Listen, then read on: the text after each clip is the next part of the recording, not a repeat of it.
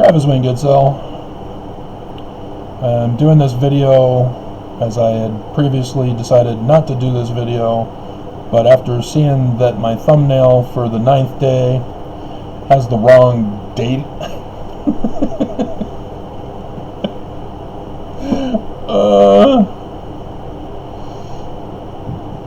what a morning. If you don't understand, when you merge languages in your life, in your mind, you tend to bring out the other language in your speech. And so as I type and write, I find myself putting C for G or G for C, for example, because you might be familiar with alpha, beta, gamma. In Hebrew, aleph, bet, gimel. And so ours is A, B, C. So stalag. If you get lazy with it, stalag. Sounds like a K. Thus the C. That's phonetically the same. And so here I did it with the calendar date. As I'm trying to explain about the 29th of Adar, which is tomorrow. Yeah, tomorrow. And then the 30th, and then Adar 2 starts on the 3rd. 4th, yeah. No, 4th, Friday. Right? I was checking for this video about that very same thing, so that's why I'm so confused. Oh,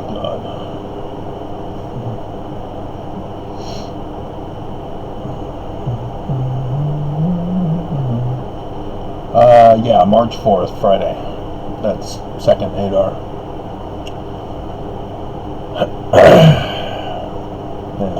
So, yeah, tomorrow is the 29th of Adar 1. Normally it would be the last day of the year of Adar, not Adar 1 or 2. This is a leap year, so an extra month is thrown in, and an extra day to Adar 1, as Adar 2 is dropped a day for the month to 29. And so April 1st, which would be conference weekend, April Fools! We're the Church of Satan! You thought we were the true church! Surprise! April Fools! Now, if you hadn't caught on, your Book of Mormon is true. I don't diss the Book of Mormon. I've been a supporter of the Book of Mormon my whole life as a born and raised Mormon. I support Joseph Smith, who was framed by Mormons, as they were the ones getting Joseph Smith in trouble. Made sure he was assassinated.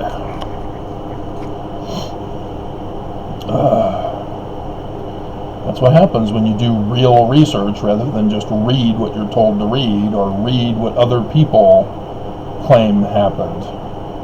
Because the September 6 people, from which the majority of ex-Mormons get their knowledge about how the church isn't true, actually were trying to say the church is true. It's just Joseph was using magical folklore. Nope, had nothing to do with that at all. And so, as a result, ex-Mormons let the church be legitimate and don't catch on to what's going on right now because they don't know the real history of the church. So, anyway, so you guys do understand we're not Christian, right? And you do understand Jesus is not our Christ, right? Do I need to repeat all of this to set up this video, which I only have till 11:15 to pull out my final load of laundry, which I am kind of surprised that on this last day the dryer is fixed. I didn't know it was fixed. Nobody notified me. I just went in to do my laundry expecting to have to pull out the fan and air dry my clothes again as it gets all stiff through that process. But nope. The signs were down and I tested it. Oh, it works. And so, yeah, I made sure to get my blanket washed today. Where otherwise I do not want my blanket all wet, as I would have to decide whether my blanket would go towards the blanket and then get stiff, or the clothes. I just finished my vlog where I realized that I put the missed date on the calendar for the thumbnail.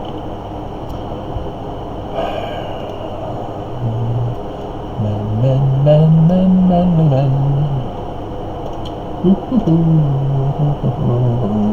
And yeah, I watched the rest of season 4 on 2.5 Men this morning. I would love to get to Stargirl. I watched the first episode yesterday and realized, no, I cannot be distracted. I have to have full concentration and focus on Stargirl. There's too much going on that needs my full undivided attention. So, yeah, I don't know if I'll ever get to it now.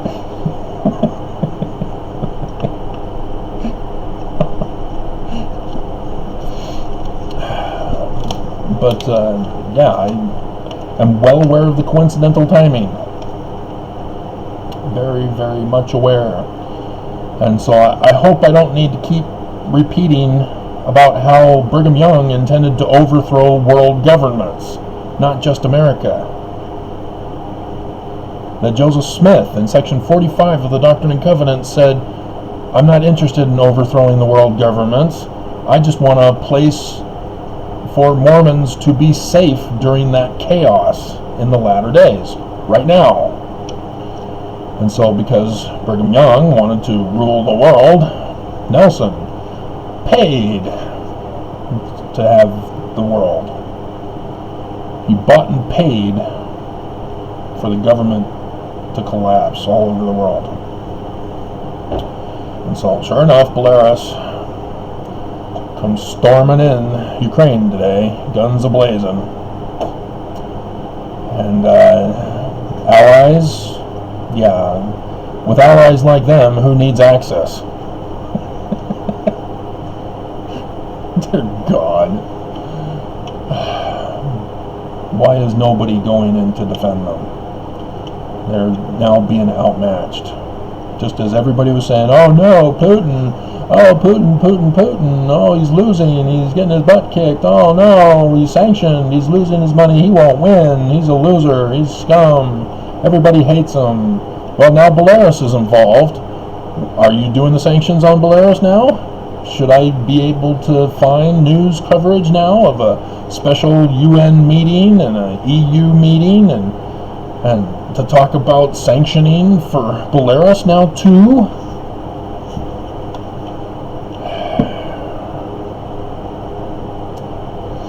Or are you just going to say, oh, well, it's between Putin and Ukraine, you know, Belarus is helping in his way and we're helping in our way. Dear God. This is just going to make things worse. This is like the worst military strategy in the universe. And all they can do is say, oh, Putin is the one with the poor military strategy. Putin's being a genius with America and the whole rest of the world just sitting back going, oh, yeah, well, we don't want to start World War III. We'll give moral support. We'll have our troops standing by. But no, we don't want to start World War III. They just blew up a government building. Oh my God. What does it take for people to wake up and go, you know, we're going to have to fight. It's inevitable. And yes, Putin's going to bring out the nukes. We all knew this was coming. And so yes, it's not just attacking Putin in Ukraine and pushing him out. You have to go after Russia now. You have to go after Belarus now. You have to go after Hungary now, because they're refusing allies to go through their country to help Ukraine. And you have to go to war against China now, and you have to go to war against Kim Jong-un. This is what's so frustrating. They've already declared war. They've already been attacking. And yet the world leaders are just sitting on their asses doing nothing. You know, at least Nelson is getting exposed as being on the Axis side. Thanks to me.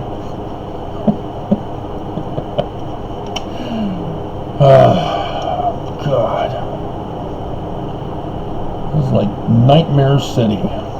So anyway, today being the 28th of Adar, the 9th day,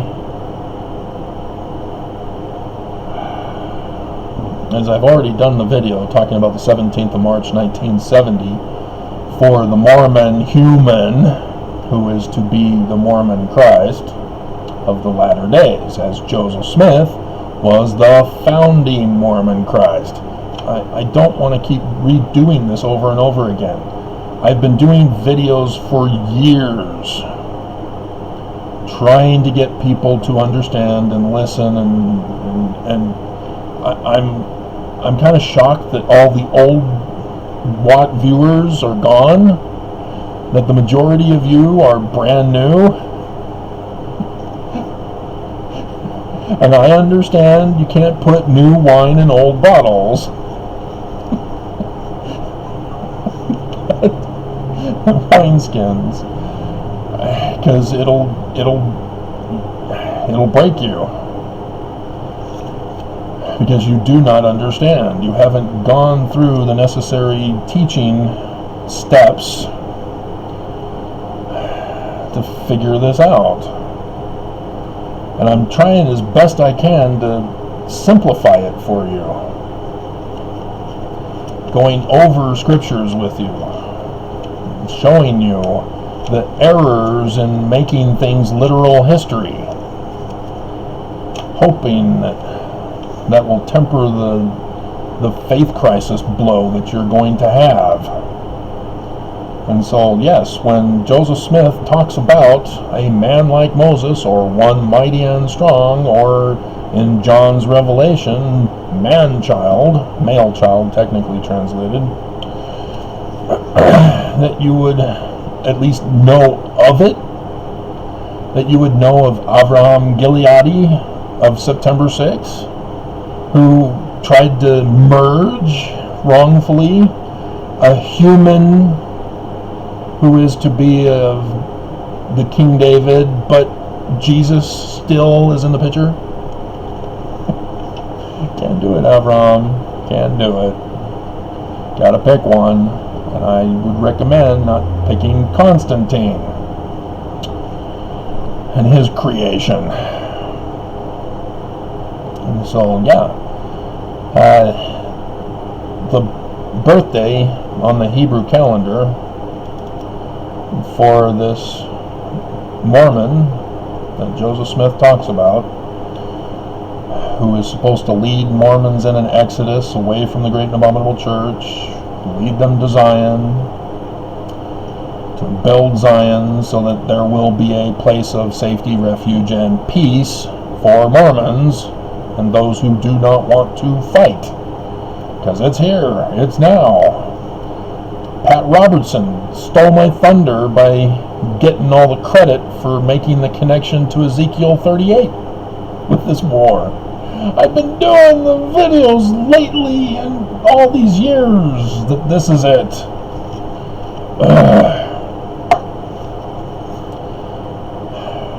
And so, second Adar on the 9th of second Adar, because it was a leap year in 1970 as well. It was a Tuesday, which, according to, let's get to it here. Because the one thing I learned, don't memorize. If you can have a reference book, you don't need to memorize. But schools don't allow us to bring a reference book to take tests with.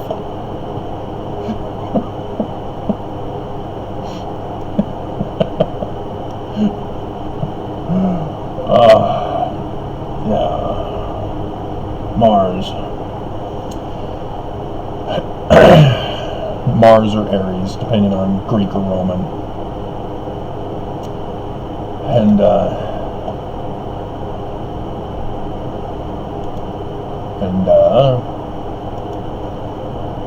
this year, Thursday, Purim in second Adar.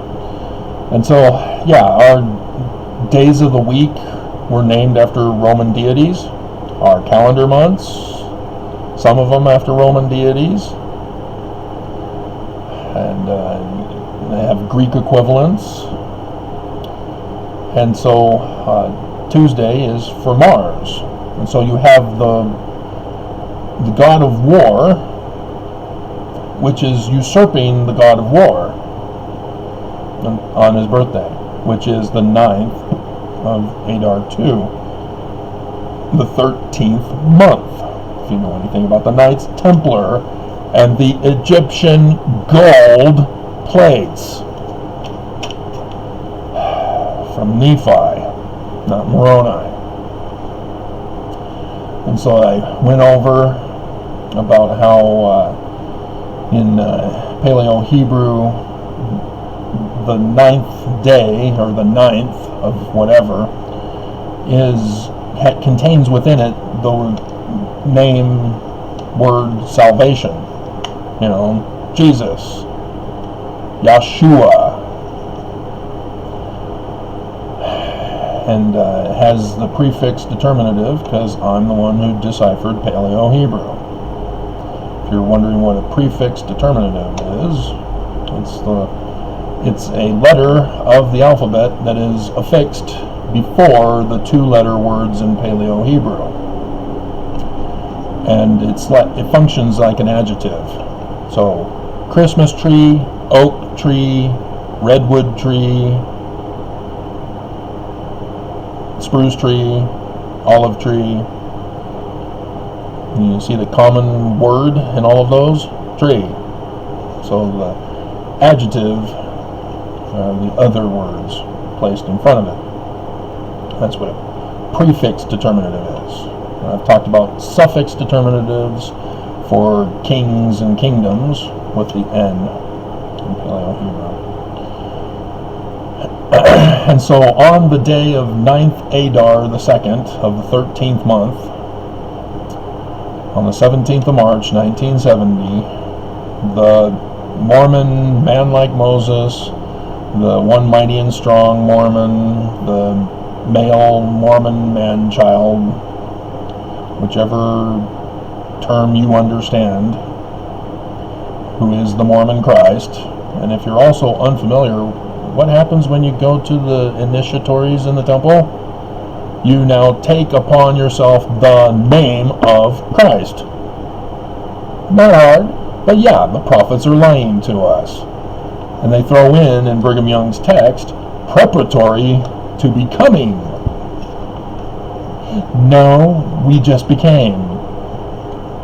Don't diminish us, Brigham.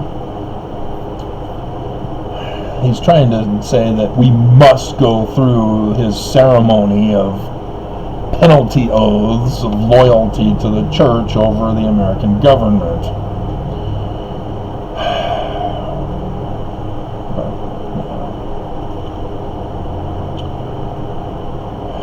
Anybody who reads their Book of Mormon knows the church ain't true, because the Book of Mormon is true. And so that's his name. 9th. I am number 9. It's number 7, wasn't it? Or it's 4. I think it's I am number 4. Was the name of the movie. 7 of 9. Battlestar Galactica.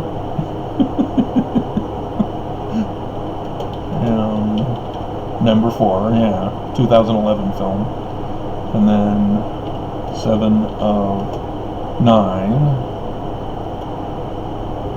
Yep, she's been around a lot lately. Why do you have the other Vulcan girl in there? No.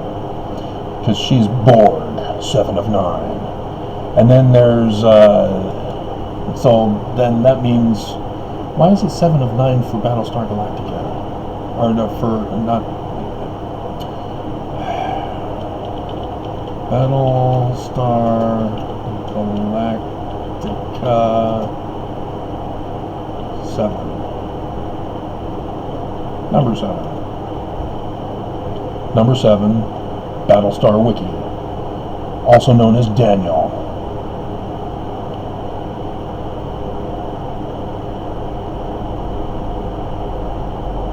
What are you doing mixing Stargate?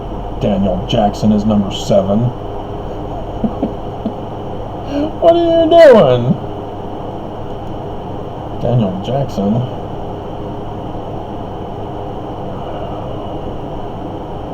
There's now a Battlestar Galactica wiki. The Cult of Daniel. Are you going to show it? I want to see the picture.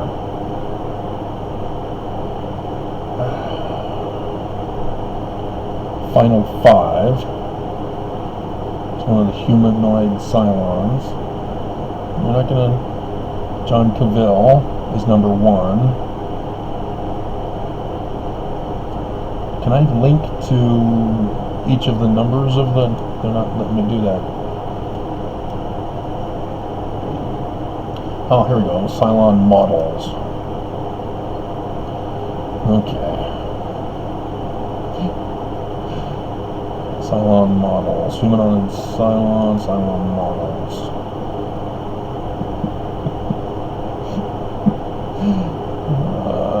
The significant 7 and the final 5. Okay, number 1 is John Cavill. Number 2, Leo Ben Kanoy. Number 3 is Xena Warrior Princess. Number 4 is Simon O'Neill. Number 5 is Aaron Doral. Number 6 is a model who got her first break in the movie career industry with this series, whose spine glows red. And number 8 is Sharon. That was pretty wild. When the episode where she sees her other replicas. And then the final 5 is Saul. And then his wife, Samuel Anders, Tori Foster, and Galen Tyrell. Wait a minute. Hey! Whoa, whoa, whoa, whoa, whoa! Whoa! Hey, no! No, there were others. Wait a minute, there's the... No, hey, no, there were more. Who wrote this? Starbuck is one. Adama is one. Yeah, Galen Tyrell, yeah, but No, they were all Cylons, I think.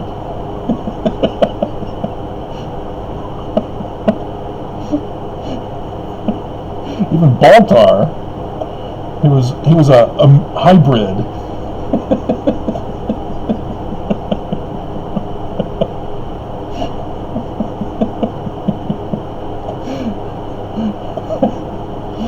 Come on, guys. Didn't you even watch the show?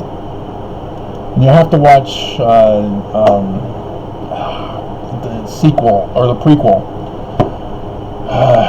Which constellation was it?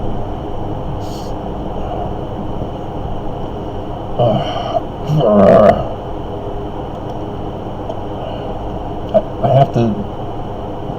have to know, and I'm gonna go. Oh, of course. Battle Star Galactica Caprica. There it is.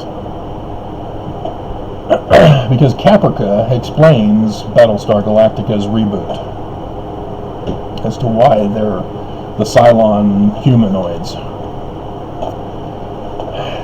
They're all virtual reality. They're meta. That's what Facebook is trying to do to you.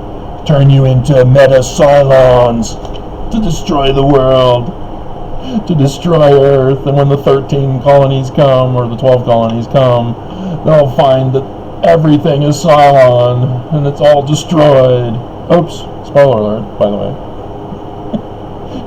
And it was a little girl whose daddy was doing a contract for the military to make the Cylons, as his little girl gave him the idea to put the artificial intelligence in the Cylon war machines. So, yeah, you gotta have both. Daddy's little girl is responsible for the Cylons because she was rebelling against her parents, wanting the one true God.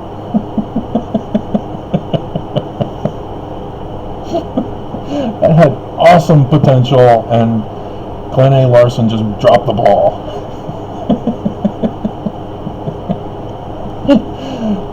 Step aside, Mormon boy, let me take over. I did, actually.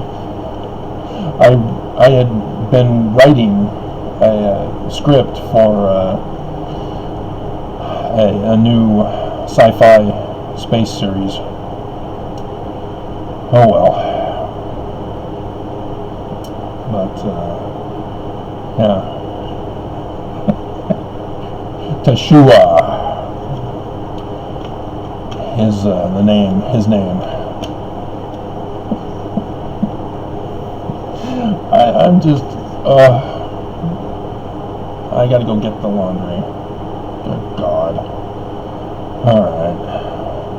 So, yeah, Amen is his surname. Sun God. Emmanuel. Amen, God, Amen, Sun God. And so Teshua, Amen, and then there's the 2 Nephi chapter 3, verse, it's 2 Nephi chapter 3, verse 15. Joseph Smith, the Christ, is the name of Joseph of Egypt, and his father is named Joseph. And so when you get to 3 Nephi chapter 11, it's Nephi, son of Nephi. So Nephi is the one who comes to Joseph Smith, tells him about the latter days. That's him, the latter day Christ, coming to Joseph Smith. And it's not real, it's not literal history, it's coded to help us understand this. But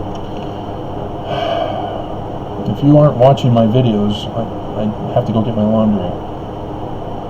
And so, yeah, the name, that's his new name, by the way. I did that video on the 17th of March, 1971.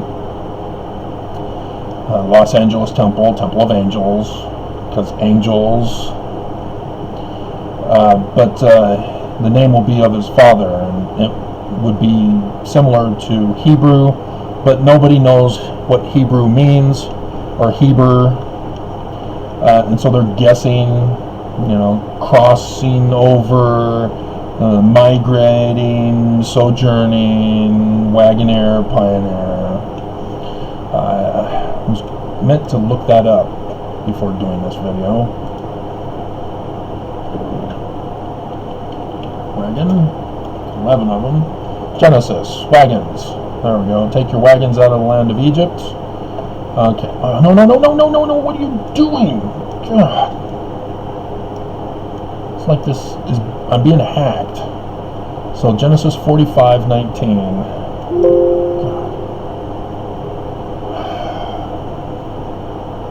Blue Letter Bible.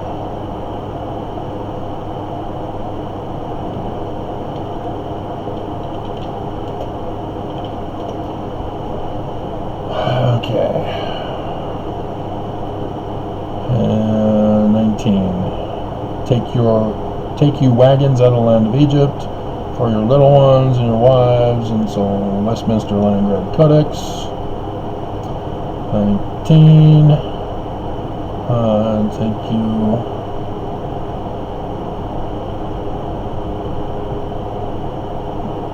Really? Can we confirm this?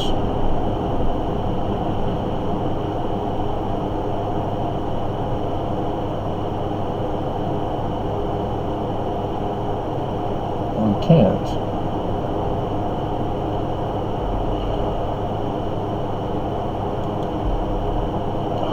God. I gotta pause. I gotta get in the laundry.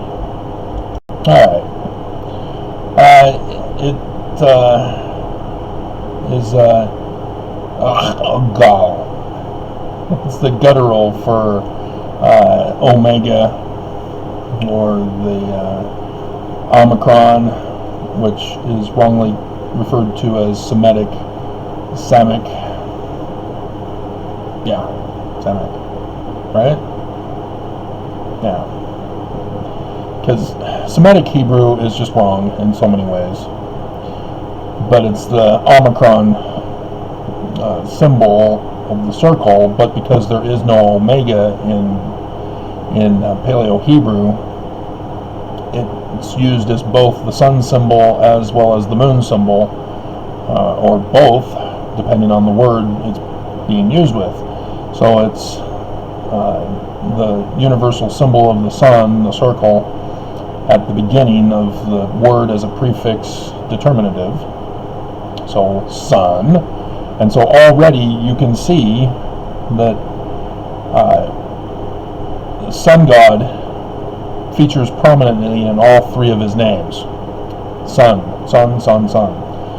Tisha, Amen, and then you have Hebrew for what people are guessing, but he is a Hebrew in the sense of the male god of the sun is Hebrew in Paleo Hebrew. Because you have the sun as the prefix determinative and the two-letter word for Paleo Hebrew. You're going, Travis, Hebrew has three-letter words. No, I deciphered this. Two. There's prefix determinatives that are added to explain the fuller meaning of the two-letter words. I know what I'm talking about. And so the B is not the Aramaic house symbol. And the J stroke means it's a man, and then the triangle portion that is wrongly assumed to be the house representation is the arm being placed up to his mouth. So it's speaking or eating with the mouth. And so it's a person, a human, a male in this particular case. And so it's not house. That's my decipherment of Aramaic's Beth. And so this is beta, because it's Paleo Hebrew that corresponds with Greek. And then the R in Paleo Hebrew is the ensign, which we know as a flag, not the magazines, which are no longer called the ensign anymore, are they? That's the symbol of God in Egyptian. So you have that placed last, which makes it a suffix determinative as well for the letter, which is representing a male human. So the male God and the son, sun God, Amen, Emmanuel for Hebrew. So the Hebrews are the sons of God, literally. But wagon or chariot or cart, thus hand cart, pioneer, all of these words fit in together with this word, the universal symbol of the sun, the phallic symbol for Gimel, or Alpha, Beta, Gamma, yeah, Incredible Hulk, gamma rays, gamma. It's a phallic symbol. Even Dan Brown surprisingly got it in his original book, Angels and Demons. Or was it Da Vinci Code's original book? I think it was Angels and Demons. Nope. They did have it in the movie, didn't they? They talk about phallus symbols on military uniforms. How many phallus symbols do you have as you're higher in the rank? And so he got that one right. I was surprised. I didn't think anybody knew that. But, yeah, that's Gimel, or Gamma. And so you're looking at a male. So you've got universal symbol of the sun for Amen, sun god. Now you have male, and then the L, which is unique to Paleo-Hebrew. As in Aramaic, it has the J stroke for it, and then the line out and going up. So that would be a person who's got his arm to the square for a covenant. And so in Paleo-Hebrew, it's just the arm portion for the covenant. And so male of the covenant. And like I said, we're in the thigh. The fulfillment of the oath from Abraham and Jacob for your Sunday school lessons. And so the male of the oath, the male of the covenant, the seed, the mortal human, sun god. That's the name of his father and his name. And so Teshua Gal, or just say O because it's Omicron or Omega. Ogal, okay, Toshua Ogal Amen. That's his name. So good luck finding it. I'm sure that's a very common name.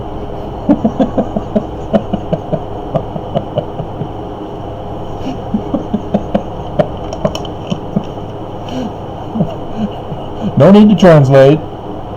I can figure it out. I can find out who it is, who this Mormon is. We'll just go through the membership records, call up my brother who lost 15 million Mormons. Yo, bro, can you find this name for me?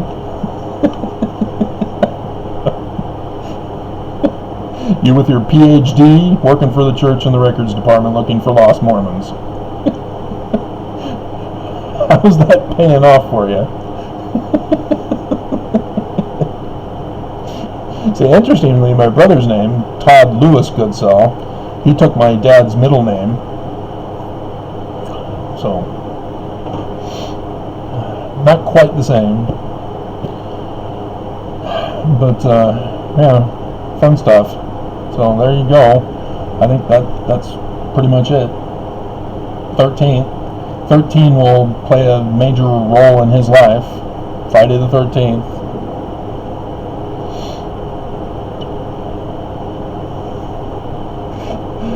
Oh, it's going to be one of those days. One of those days.